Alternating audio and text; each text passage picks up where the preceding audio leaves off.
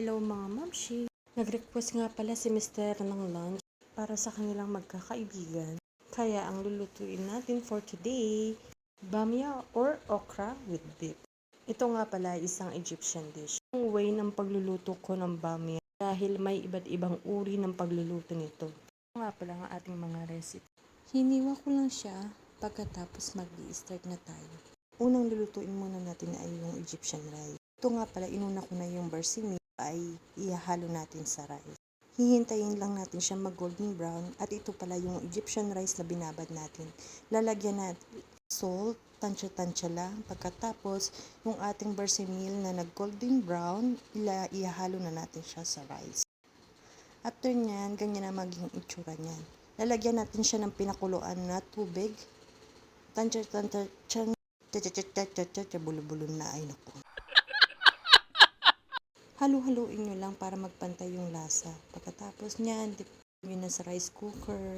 Wait until maluto siya. Pagkatapos nyan, dito naman, magigisa na tayo. Patay ko lang yung bawang, pagkatapos yung sibuyas naman. Isang malaking sibuyas nga pala yan.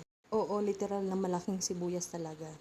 Isosotay lang natin siya hanggang lumabas yung aroma niya. Pagkatapos, ilalagay na natin yung beef. Hahaluin lang natin ito para magpantay. Bakit nga pala maraming sibuyas ang ginamit natin? Dahil inaalis nito ang lansa ng karne. After nyan, balik tayo sa ating rice. Hahaluin lang natin siya, hindi pa po siya luto. So, iininin natin siya para magbuhaga. After nyan, ito na po ang beef natin, nagtubig na siya. Saka tayo maglalagay ng cumin at black pepper. After nyan, haluin lang natin siya. Then, wait natin until maglas yung water or magmantika siya. Like this.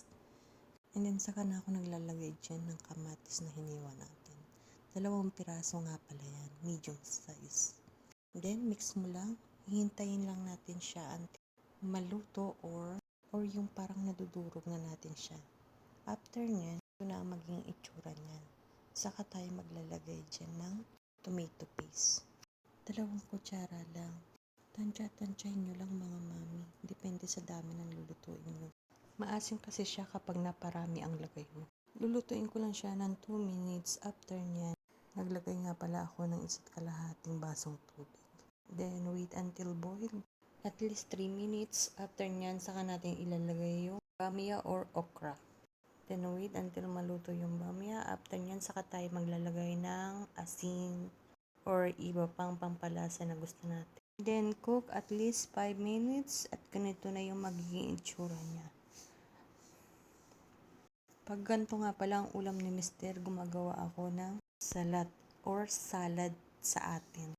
Hihiwain ko lang siya ng maliliit. After nyan, imimix ko lang siya. At ayan po ang ating mga ingredients. Easy lang po siyang gawin.